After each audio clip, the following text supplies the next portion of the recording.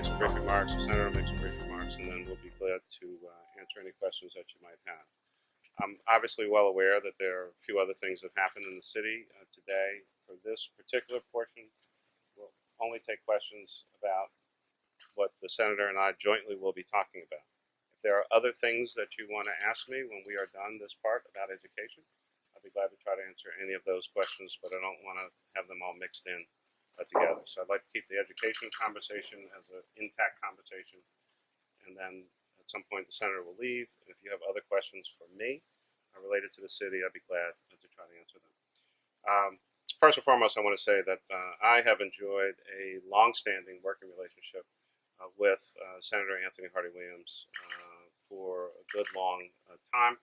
His particular focus and attention on the issues of education, education quality, and the funding of education and the kind of education that our school children receive is commendable and certainly should be acknowledged in his own right. The Senator, of course, works with a delegation, and the opportunity to work with Senator Williams, Senator Shirley Kitchen, who of course is the Philadelphia Senate delegation leader, along with, of course, Senator Hughes, who's the Senate Minority Appropriations Chair, Senator Washington, Senator Farnese, Senator Stack, and Senator Tartaglione. Those seven have, in any number of ways, have really been critical to making things happen, getting things done in the Pennsylvania Senate. We've also been fortunate to have some nearby senators who also are in leadership, Senate and House members who are in leadership in the Philadelphia suburbs. And so with that, you're talking really about, of course, Majority Leader Dominic Pileggi, who former mayor, and some of you have quoted me before. I often say that once a mayor, always a mayor. And Senator Pileggi has always kept in mind the challenges that our great cities face in a variety of circumstances.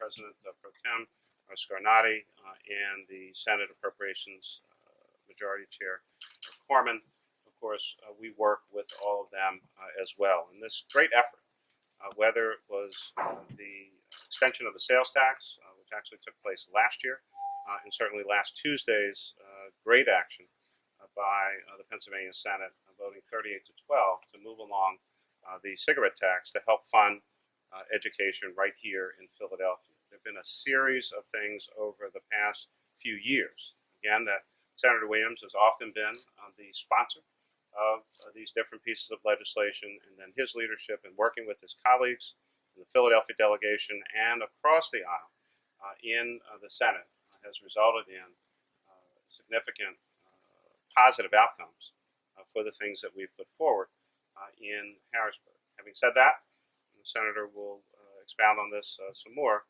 We are where we are because the Senate took action on Tuesday, the House took action on Wednesday, but that action now has to go back to the Senate. We are hopeful that there will be action taken on House Bill 1177. We're hopeful that the final action on that bill will take place tomorrow in Harrisburg, and we're certainly, of course, asking as many of the senators as possible to continue their support for this legislation. But the person who helped to get us certainly to where we are, working with the Senate, working through the House, and now back to the Senate, is our good friend and a great leader in this city, and my friend, Senator Anthony Hardy Williams. So I'm going to ask him to say a few words, and then we'll be glad to take your questions on this subject. Senator? Thank you, Mr. Mayor. Two items, thank yous, and then where we are as an update. The thank yous certainly have been reflected in the comments on behalf of the mayor, the leadership in Philadelphia County, the leadership in Joe Scarnati and others, in the Senate, and in the House, Mike Terzai and a variety of others, and Sherelle Parker and those members. But I want to hold out two specific personalities who work with me very closely. Dominic Pileggi has meant a lot to this region. He's not a person who does press conferences. He doesn't get quoted in the newspaper very frequently. But I will tell you publicly that if it had not been for Senator Pileggi's intervention, the bill that miraculously got through the House was resurrected in the Senate. When I arrived at the Capitol Sunday evening, as I got out of my car, I was greeted by a reporter who told me the bill was dead in the Senate. When I got to the Capitol, many of my Democratic colleagues were echoing the same thing. I was allowed to have an audience with Senator Phila to discuss the details of why, and from that meeting, he helped us shepherd this process through a very, very difficult, challenging set of circumstances. Philadelphia is not the only school district in Pennsylvania that is going through a financial crisis with its district. It just happens to be the biggest one. And in the House, a person who frankly doesn't also get a lot of limelight is Billy Adolph. Literally, the moment that the bill got out of the Senate over to the House, again, it was dead on arrival.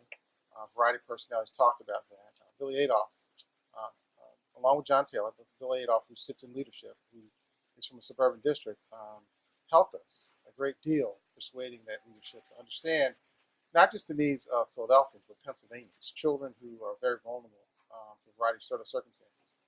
I'm here today with the mayor, one, because while there's been a lot of backslapping and clapping and we finally got it done, we have not gotten it done. And we want to continue the momentum, but you can only continue the momentum if people understand there's still a critical need. Understand that the bill that I was able to get the cigarette tax into was an amendment, which included other amendments, which the House stripped out, which means that the politics, not of Democrats and Republicans, but of Republicans primarily, is something to be observed. The fiscal code also has also been amended. And those two vehicles we are paying close and critical attention to because they will have a substantive impact upon how this bill is able to move. And so while I'm delighted and overjoyed as many were and have been since that movement last week, I am also very cautious and very observant of how these details can be slipped and dropped and cause victory to be consumed by some level of defeat. I'm certainly here not to suggest that we're at that kind of a peril. We're not.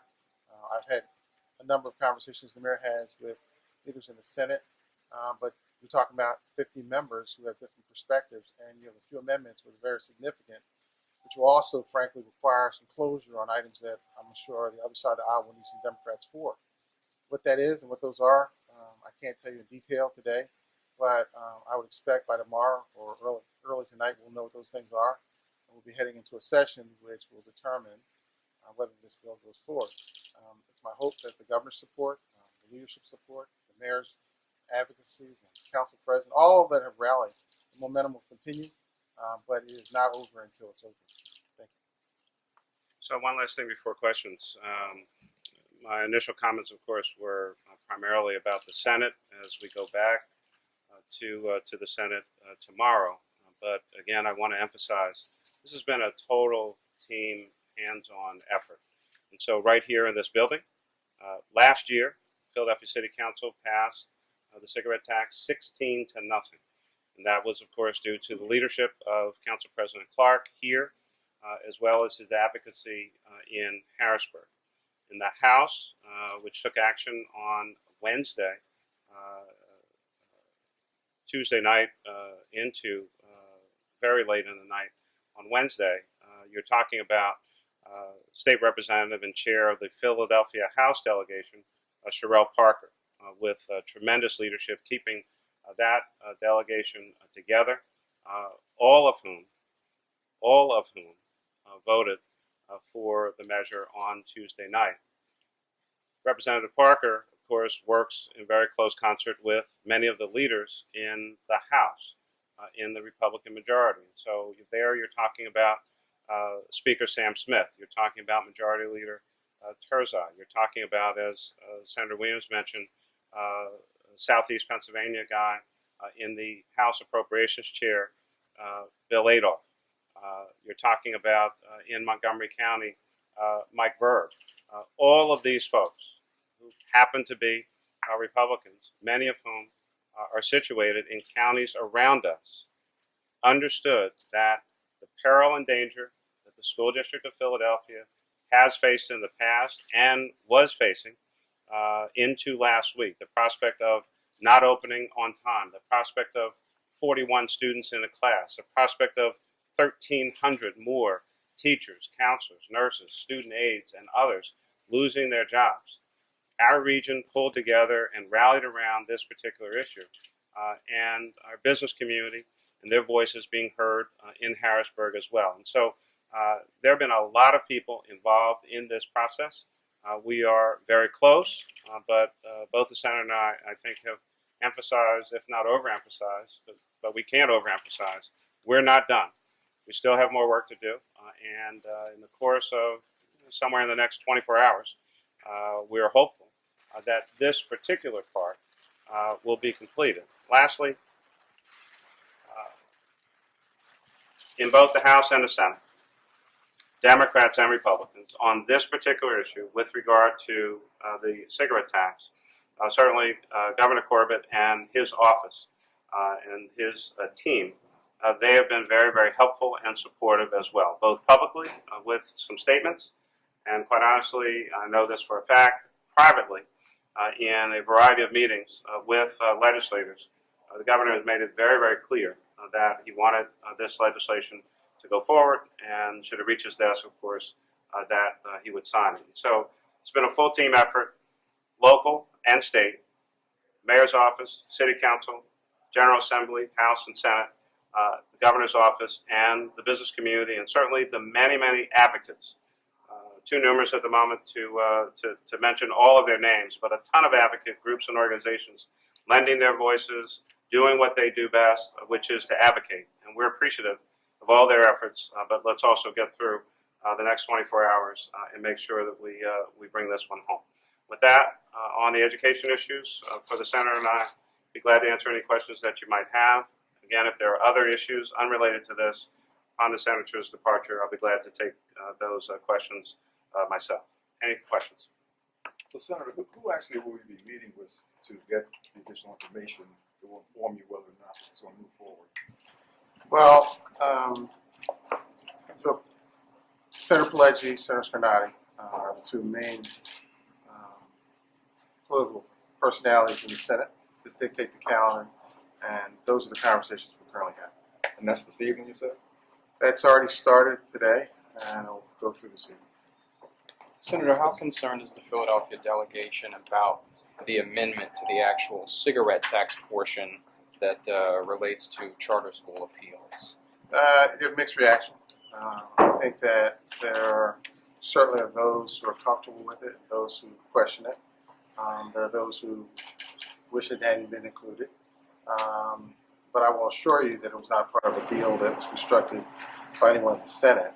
And I'm not quite certain whether it necessarily was part of a deal or just something that was desired to be done in the House. The substance of that and its impact, I guess Dr. Haidt will have a specific reflection upon, and he'll have his own perspectives. Mayor Nutter, could you respond to that as well? I mean, could this undercut the district's ability to manage its finances in years to come if charter schools have this ability to? Yeah, I think it is, given where we are, I think it's much too early. It's completely premature to make any assessment of impact for something that, A, is not yet completed.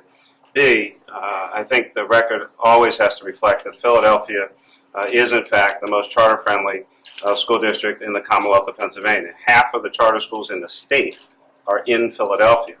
And so I'm not going to prejudge, and I go back to, I agree with Senator Williams. Dr. Haidt as the superintendent, the SRC as the governing body, they'll have to figure out what the true impact is at this moment in time with regard to that particular piece of legislation. But obviously, overall, we hope that that is not, does not in any way, shape, or form affect what the Senate ultimately does with House Bill 1177. I think that everyone understands the gravity of the matter, the significance of at least one of the amendments, one of the components of that legislation, and that hopefully that particular piece will not prevent, in the end, an affirmative vote. It is worth just noting that. Let me add one more thing. Sure. Because I've had those conversations this weekend. I would suggest people forget we have the SRC, which three governor appointees. I would not imagine if this governor gets to appoint those people to that board, they would be inconsistent with whatever this particular SRC is reflecting. If there's a new governor, I would further expect that it would be consistent with that. So the truth is, while people would say, well, now it's taken out of local control, we're not in local control. That's what everybody's debating about. And so while if we were truly a school district of Philadelphia, it would raise a different level.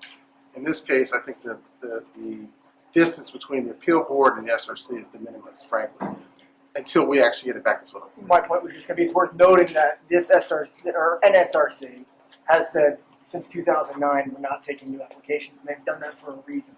So they had a reason there. Right. So now it just seems a little disingenuous to think that if this is gone, that's not going to have any effect. Right. Yeah, I think we're not going to speculate on what might happen in the future as we're trying to get through the next 24 hours. Mayor, how concerned are you about possible cuts to the district because of the remaining deficit? Always concerned. Our finance team works with the district's finance team very, very closely, and we certainly have, some hope and optimism that based on some of the changes and actions that have taken place since City Council's approval of the sales tax extension, since Council's approval of the first of what now should be two borrowings. The second one, legislation was introduced right before Council's last session concluded, that over the next few weeks we might see a slightly more optimistic picture for the district, but we're still looking through all the numbers. So there's Anything no other revenue sources? I mean, you're hoping that the numbers will prove to be more optimistic, but there's nothing up the city's sleeve in terms of closing the remaining deficit or any possibilities? Well, I mean, I guess first and foremost, we're not going to leave it to hope. I mean, there will be actions that we have to take, but there's further analysis. I think everyone here assembled knows that projections are one thing, actuals are something else, and it's usually over the course of the summer when you're transitioning from June 30th to July 1, and through the course of the summer when you go through a further reconciliation of the actual dollars that have come in, the actual costs that may come in a little lower than initially anticipated, and we'll just be in a better position a few weeks from now to give more definition to just exactly where the district's finances are vis-a-vis where they may have been projected 1 or 2 months ago.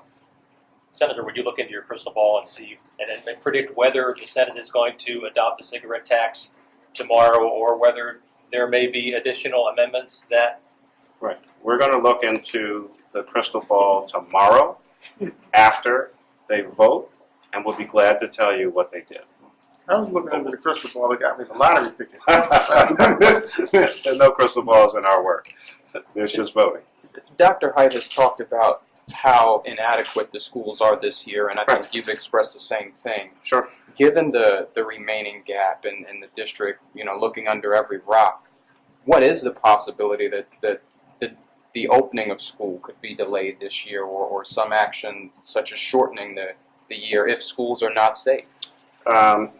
So again, you'll always get the much more accurate and definitive answer from Dr. Height, but I feel very confident in saying this. Should things go in a positive way for us tomorrow with regard to the cigarette tax, I can tell you the schools will open on time, and we're working on other plans and process and procedures to help ensure an even greater level of safety in the upcoming school year. And so, should there be a positive vote tomorrow from the Senate and the cigarette tax goes into effect, there is no question as to whether or not schools will open on time. They will. Was that part of an agreement for the cigarette tax? Well, I think it's a part of the reality of where we were. People understand facts. They understand data. They understand information. And we were very, very clear that without cigarette tax revenues, I certainly could not recommend to the superintendent, based on all the information I had, that schools open on time. They literally would not have the resources and 1,300 fewer personnel. There comes a certain point where you just unfortunately have to make that call. So it's not so much whether it's not about a deal, it's about the facts, and reasonable people, and certainly reasonable adults, in elective office, dealing with those facts in a way that I think, for some may have helped them to understand just how dire these circumstances are. Dr. Height, along with the mayor, came to Harrisburg last Sunday, met with the members of the Senate delegation prior to the vote, and gave them a very clear understanding of the timing of schools if the cigarette tax had not happened. He also made it very clear that his expectation was that if the cigarette tax was in place, that they would be able to open schools. And I think the mayor has mentioned this. Not just returning to the level of academic activity of the past year, but he has a plan, along with the SRC, to use the resources that we can provide to build a platform to go beyond where. We still And that's have a what we should be $40 working million gap, though, right? I mean, that's still part of the facts, right? We went from 93 now in the first year to still that 40 Yeah, after the I very last. understand. And I mean, again, I don't mean to be redundant. I want you to try to listen a little closer to what I'm saying to you. I'm hearing. Those were the projections about a month or so ago. The fiscal year just ended on June 30th. The new fiscal year just started on July 1. For the school district, for the city government, there's always a significant amount of reconciliation over the course of the summer. So let's not try to jump in front of, with speculation, what we can answer better in a few weeks from now with facts. Okay? Thank you all so very much on this particular component. If there are no other questions on education, if you have other questions for me about other matters, I'll be glad to try to answer those questions. See you tomorrow. Thanks, guys. Mary, you had another building collapse today. Do you have any update on it? Not a lot of detail other than, as best we know, there were no injuries to anyone. We don't have any detailed information on exactly what happened. The fire department and L&I are both on the scene and investigating. But I think the most important aspect of that story so far is that there were no injuries. I have no other details about the condition of the property, ownership, violations, or anything else like that. I think this just literally happened somewhere within the last 2 hours. We'll put all that information together, and as soon as we have additional details, we'll be glad to get them to you. Is this happening too often in your eyes? Well, any one collapse is one more than any of us would want, but again, I can't prejudge what happened in a situation that we literally don't know why it happened. We're seeking to do as best we can to try to prevent any kind of building coming down. I don't know, and we can try to get you this kind of information as well. I don't know that there have been any more in 2014 as compared to 2013 or 2012 or 1980 for that matter. This is the great thing about Philadelphia is that it's a great old city. One of the challenges of Philadelphia is that it's a great old city with aging infrastructure, aging properties, and we have to work with our homeowners and building owners about maintenance and upkeep to their properties, and obviously try to have as many visual inspections as we can, and then even more in-depth inspections should we get a violation. I don't know anything about these properties or their condition or violation history. When we get it, we'll be glad to give it to you. Follow up with the weekend fire there. Do you think this shows that people need to come up with an escape route to make sure that if their primary access is blocked, they can find another way?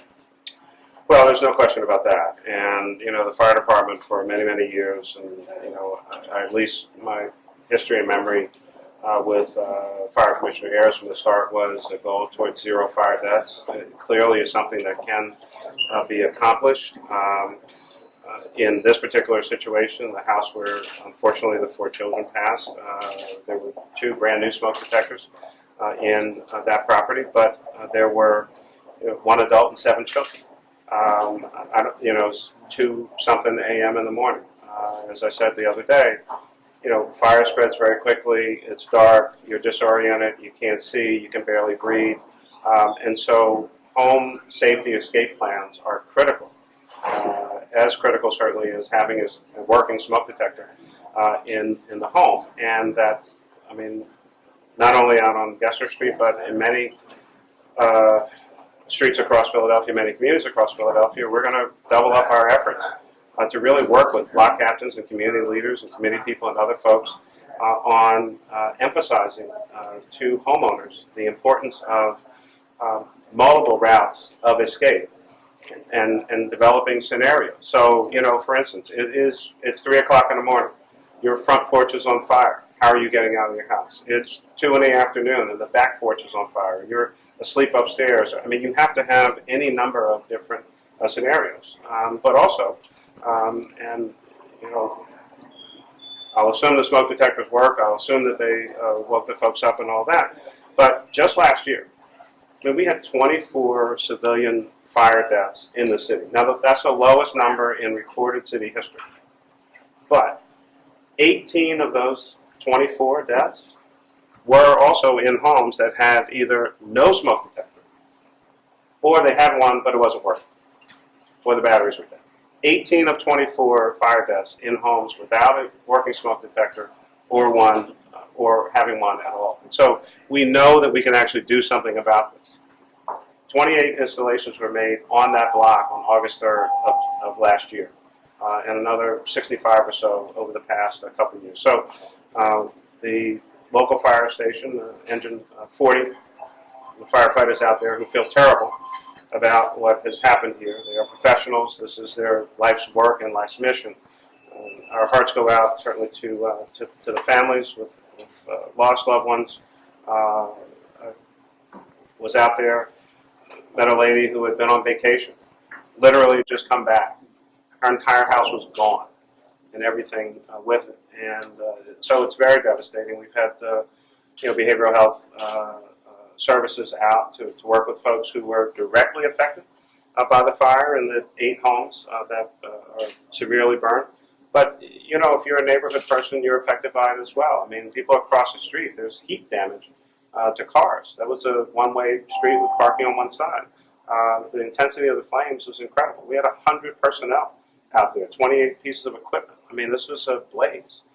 You know, people in the neighborhood are going to be affected for some time. So we're trying to provide counseling services to them, and certainly to folks who lost family members. It's a terrible tragedy. So home safety escape plans, critically important. Just take an hour. Just take an hour and sit with your family, dinner time, nighttime, morning time, whatever the case may be. Do your best drawing that you can of your house. But talk about how are we going to get out if something terrible happens at any hour of the day or night. And the last thing is, and we've unfortunately experienced this as well, once you get out of the house, you have to stay. We've had folks go back in, and then they subsequently perished as a result. And so everybody's got to get out, and then you can't go back in. So we'll keep you up to date as that develops, and certainly Spruce Street as well. Anything else? Thanks a lot. Thank you. Thanks a lot, Father.